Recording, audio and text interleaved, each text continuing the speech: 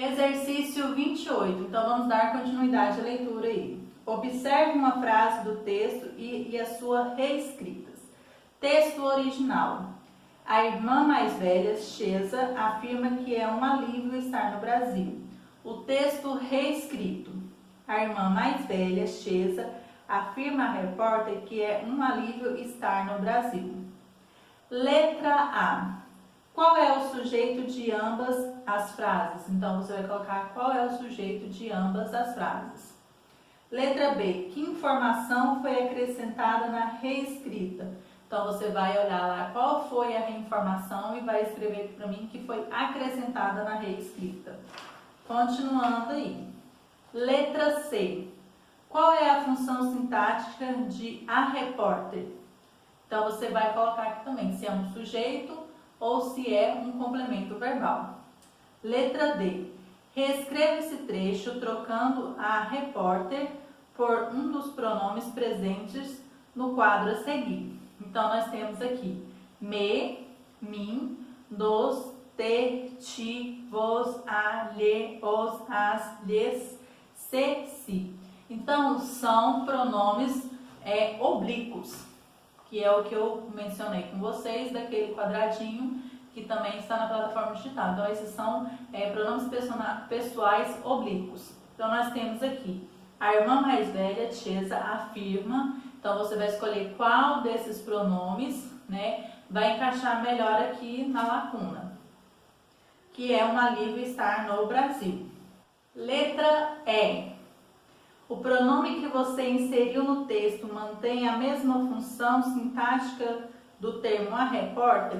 Então, você vai colocar para mim se teve a mesma função, e se esse pronome que você colocou, se ele teve a mesma função que a repórter. Se sim, você vai comentar aí para mim. Se não, você vai comentar também, tá bom?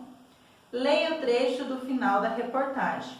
Quero ser médica e morar um pouco no Brasil e um pouco no Haiti. Então, vocês vão terminar de fazer a leitura do final da reportagem e vamos dar continuidade à leitura aqui. A ideia de imprecisão é constituída de diversas formas em um texto. Para saber mais sobre isso, realize as atividades seguintes. Então, vamos lá. 29. Em que local se deu o encontro em que os repórteres e a menina haitiana e seu pai? Então, você vai colocar aqui no texto, está dizendo que local foi este. 30. Não é possível saber exatamente em que igreja se deu o encontro dos repórteres com a criança. Que palavra indica essa imprecisão? A que classe gramatical ela pertence? Então, você vai colocar que palavra é essa que indica essa imprecisão e que classe gramatical ela pertence, tá bom? 31. Releia este outro trecho que contém uma fala de Raquel. Então, vamos lá.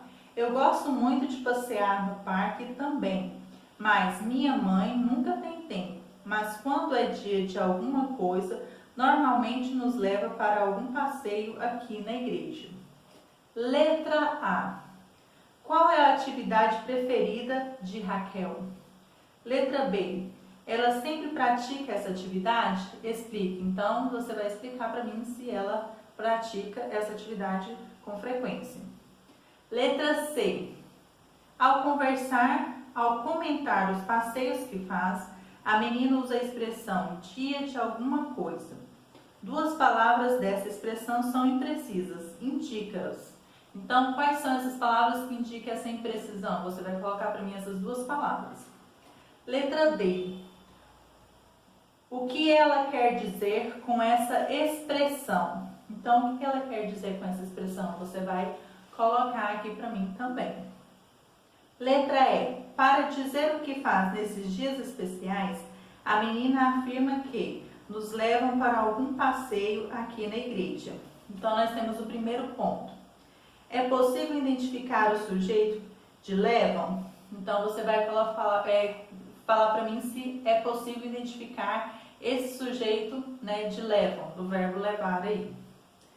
Segundo ponto. Qual é a classificação desse sujeito? Se tem como identificar, você vai colocar para mim qual sujeito é esse. Se é um sujeito simples, composto ou indeterminado, tá bom? Terceiro ponto.